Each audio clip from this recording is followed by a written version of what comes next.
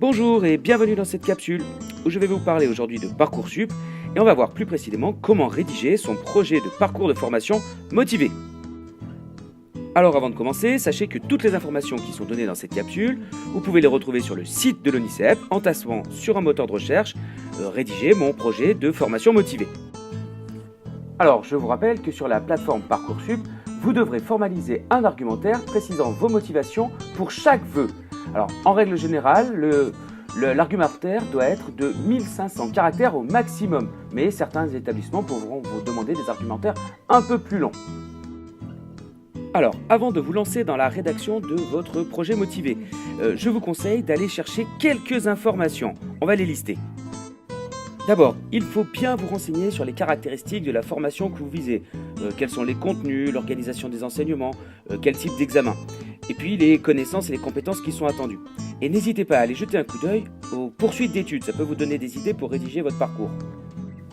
Alors bien évidemment, il faudra que vos compétences et vos résultats soient en adéquation avec la formation que vous demandez. Et puis n'hésitez pas à entreprendre des démarches, comme aller aux journées portes ouvertes, aller dans des salons, échanger avec des étudiants. Ça aussi, ça sera des bons atouts pour votre lettre. Alors, autre atout à mettre en avant dans votre parcours motivé, ce sont vos activités extrascolaires. Si vous avez été pompier volontaire, faire partie d'un club sportif. Si c'est en lien avec la formation, n'hésitez pas à vous appuyer dessus. Et enfin, pensez bien à aller chercher des informations pratiques sur l'éloignement géographique, le logement aussi. Pour la présentation, pas de prise de tête. Tout va être déposé sur la plateforme Parcoursup. Donc, ce n'est pas la peine de préparer une en-tête, de mettre des dates. Il suffira de faire par la suite un copier-coller de votre document directement dans la plateforme. Un conseil, ne faites pas de copier-coller. Rédigez vraiment un parcours motivé pour chaque formation. Pensez à bien mettre en évidence vos compétences et vos intérêts précis pour ce projet. Rédigez votre parcours motivé selon un plan logique et pour ça, on va vous aider en vous donnant quelques conseils. Utilisez les termes appropriés à la situation. On parle d'étudiants et pas d'élèves, de DUT si on parle d'un diplôme, IUT si on désigne l'établissement. Ne vous trompez pas sur les intitulés de formation, ça fait mauvais genre. Alors, bien évidemment, rédigez un brouillon, évitez les répétitions, soignez la syntaxe, faites vérifier l'orthographe, vérifiez le nombre de caractères et surtout, n'hésitez pas à relire et faire relire votre brouillon et votre document par les membres de l'équipe éducative ou par vos parents. Sur le site de l'ONICEP, toujours, vous pouvez trouver un exemple de plan avec différentes consignes. Les voici. Alors, consigne numéro 1, démarrez la lettre en donnant le libellé de la formation sans faire d'erreur, et puis donnez un petit peu votre intérêt pour la formation.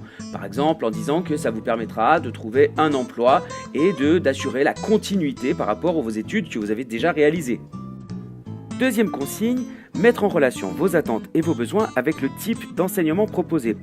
Par exemple en disant que le cadre scolaire qui est proposé est rassurant, les étudiants ont un bon suivi, ou la réussite dépend du contrôle continu et pas d'un examen final. Ou au contraire, dites que vous êtes un sportif et que la compétition et les concours sont stimulants pour vous. Consigne numéro 3, expliquez vos intérêts pour la spécialité visée. Là, vous allez montrer que vous connaissez le programme de la formation.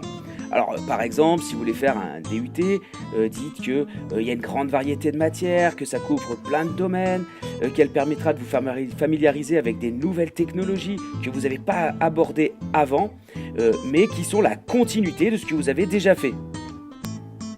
Consigne numéro 4, listez les actions et les démarches que vous avez entreprises pour confirmer votre projet. Alors là, n'hésitez pas à dire que vous êtes allé aux portes ouvertes, que vous avez visité l'établissement et surtout ne faites pas du bidon. Parlez d'une expérience concrète, vécue.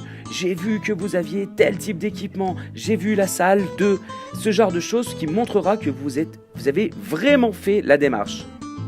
Consigne numéro 5, mettez en avant vos points forts sans négliger vos points faibles et essayez de donner quelques éléments sur votre projet à long terme.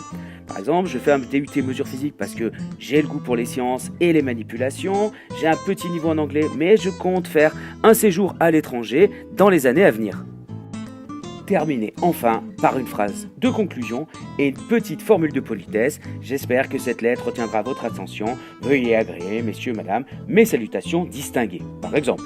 Et n'oubliez pas de signer. Alors, si vous avez du mal à formuler des phrases, n'hésitez pas à aller voir ce guide de l'ONICEP en allant sur internet et en tapant sur un moteur de recherche rédiger mon projet de formation motivée ONICEP et vous aurez accès à une fiche qui vous donne tout un tas de petites aides pour vous aider à formuler des phrases avec le bon vocabulaire. Voilà, j'espère que cette petite capsule vous aura permis d'en savoir plus sur comment rédiger votre projet motivé pour la plateforme Parcoursup. Et il ne reste plus qu'à vous souhaiter bonne chance et on croise les doigts. Allez, salut!